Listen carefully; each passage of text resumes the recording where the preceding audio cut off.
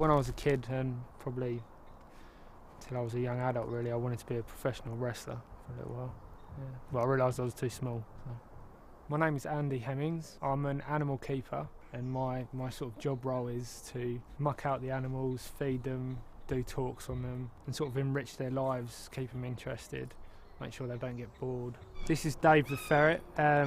We use ferrets a lot when we're sort of doing a lot of education work with children, because they're a good animal to get out for kids. But the two ferrets that we've got at the moment are quite young and playful, and when ferrets play they like to bite a lot.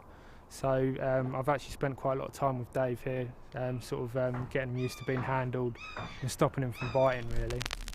The main two animals that I work with is the wolves and the otters. With the otters, what I do is we mainly sort of train them. So we clicker train them, so they have to follow a target ball, and we get them to stand up and touch the ball, and then they're sort of treated with food as they're doing it. And with the wolves, we're quite lucky because our wolves were brought up by people, so the best enrichment they get is meeting new people, so that's what we do with them.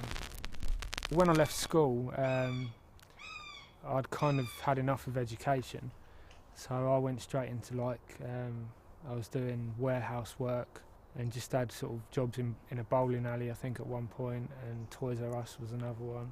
And then I decided, because I always wanted to work with animals, so I decided going through college was something that I had to do, like a necessary step to, make that happen. So I did. I went to college for 2 years, and I was actually working here, voluntary, once a week. The whole 2 years I was at college, and then when I finished, I worked here on maintenance, and then they took me on as an animal keeper. So that's kind of how it came about. And that I did a national diploma in animal management. They teach you about animal health, breeding of exotics, all the kind of skills you'd need to work in a place like this basically, or be a veterinary nurse or any kind of animal related job really.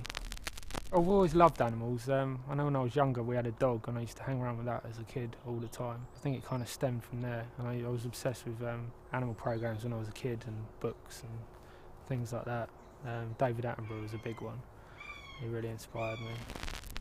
At high school I was probably quite an average student, did what I had to do to get the grades that I needed, because I always had in mind to go to college and do probably an animal course at some point, so I made sure I got the right grades, but I wasn't particularly worried about getting really high grades or anything like that. So other interests I have, I play guitar, listen to music, I'll go out with my friends, sort of socialising, play football. I've got a friend that the two of us write songs together, but I just do it because I just enjoy playing it really. It's just a personal thing I think, personal enjoyment. Maybe in five years or so I'd like to be working in the wild with maybe wild dogs in Africa, or possibly somewhere in Europe like Russia with wolves out in the wild. It'd be nice to do some conservation work and things like that. The reason dogs in particular is because that's kind of how it all started with me. The dog that I had as a kid is really where my affinity with animals came from. The only regrets I'd have is probably not going to university, and maybe the doors that it could have opened for me. Probably easier to get jobs and things with a degree, but again it comes down to sort of experience as well.